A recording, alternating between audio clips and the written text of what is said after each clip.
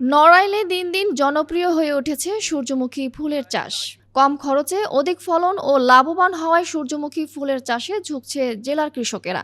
ভোজ্য তেলের মূল্য বৃদ্ধিতে বিকল্প পদ্ধতি ও অধিক লাভের আশায় দিন দিন এর চাষ বাড়ছে বলে মনে করছে জেলা কৃষি সম্প্রসারণ অধিদপ্তর। জেলার সদর উপজেলার তুলারামপুর ইউনিয়নের চাচরা মাঠে যেদিকেই তাকানো যায় শুধু হলুদ গালিচার মতো সূর্যমুখী ফুলের ক্ষেত। সরিষার তুলনায় সূর্যমুখী চাষে দ্বিগুণ লাভ করা যায়। পাশাপাশি স্থানীয় বাজারে তেল ভাঙানোর মেশিন থাকায় নিজেদের ভোজ্য তেলের চাহিদা পূরণ করে বাড়তি তেল বাজারে বিক্রি করতে পারছে। তাই স্থানীয় কৃষকরা সূর্যমুখী চাষে ঝুঁকছেন।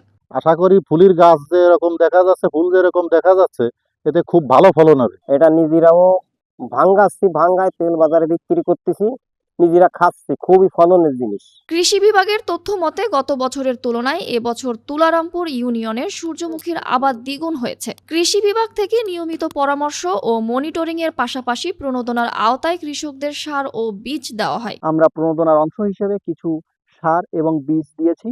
আমাদের এই প্রণোদনার বীজের ভিতর ছিল বাড়ি সূর্যমুখী ৩ এবং হাইব্রিড জাতের হাইসান ৩৩।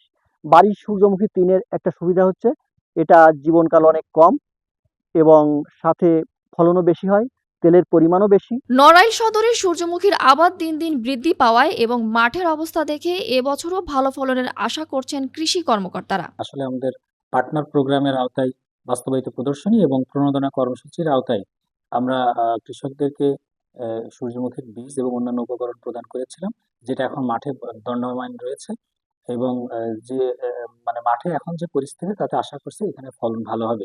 এদিকে ক্ষেত জুড়ে সূর্যমুখী বাগানের হলুদ সবুজের সৌন্দর্য উপভোগ করতে প্রতিদিনই ভিড় করছে শত শত সৌন্দর্য পিপাসু মানুষ। দু চোখ জুড়ানো মাঠে প্রতিদিন বিকালে ঘুরতে ও সেলফি নিতে ভিড় করছে তরুণ তরুণীরা। সূর্যমুখীর এমন ফলন দেখে কেউ কেউ চাষ করার ইচ্ছা পোষণও করেছেন। খুব ফলনশীল ফলন পাইছে, তাই আমার ইচ্ছে আছে আগামী বছর আমি 40 শতক জমিতে এই সূর্যমুখী লাগাবো। ভোজ্য তেলের মূল্য বৃদ্ধিতে বিকল্প পদ্ধতি ও অধিক লাভের আশায় দিন দিন সূর্যমুখী চাষে নড়াইলের কৃষকেরা আগ্রহী হয়ে উঠেছেন। আগামী বছর আরও বেশি জমিতে এ ফসলের আবাদ হবে বলে আশা করছেন সংশ্লিষ্টরা।